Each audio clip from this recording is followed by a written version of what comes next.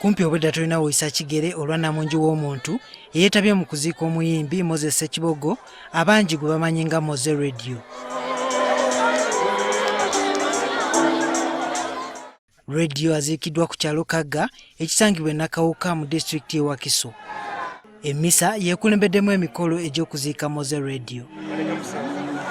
Oluvannyuma lw'emmisa abantu basabiddwa okukuba eriisa erisembayo ku radio era nga wano jjajjaawe wamuteereddeko omusaalaba ssaako n'okumubikka nga kino kyongedde ab'eŋŋanda amaziga.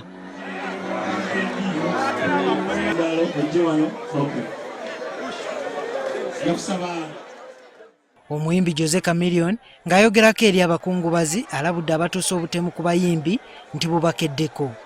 Ne batta Moses Radio naye tulese tumukoze ki tumuteekayo bakwano bange banamole ngira mutuuse obaka nga mboolera kuva ku mutima abayimbi tukoye ekyogo tukuliranyiivu nnyo.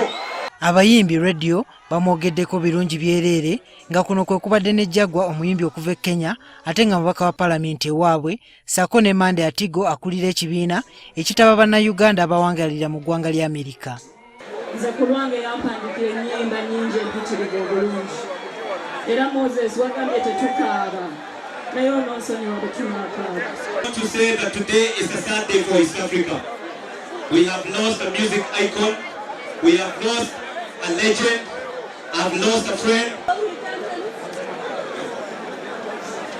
We had 2 children together and I don't know what I'm going to tell them. Gye tubeera aba diaspora abali eyo abakola e Bulaaya embeera egenda netunyiga naye nga ky'oyina music wa Uganda yonna gye tubeera. Oluvannyuma abayimbi beebagaza essanduuke omubadde omubiri gwa radio okugitwala wabadde alina okuziikibwa. Wano wabaddewo ensindikagano ey'amaanyi. Olwa Namungi w'omuntu abadde ayagala okulaba nga radio aziikibwa wabaloseewo n'okulwanagana wakati w'abantu n'ab'ebyokwerinda.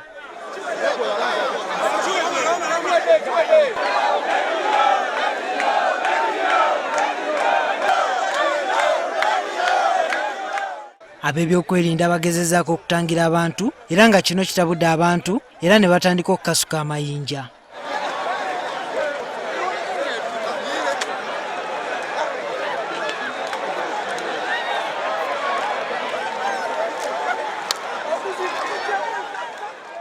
Abalala babadde basaakaanya n'okuyimba ennyimba za radio.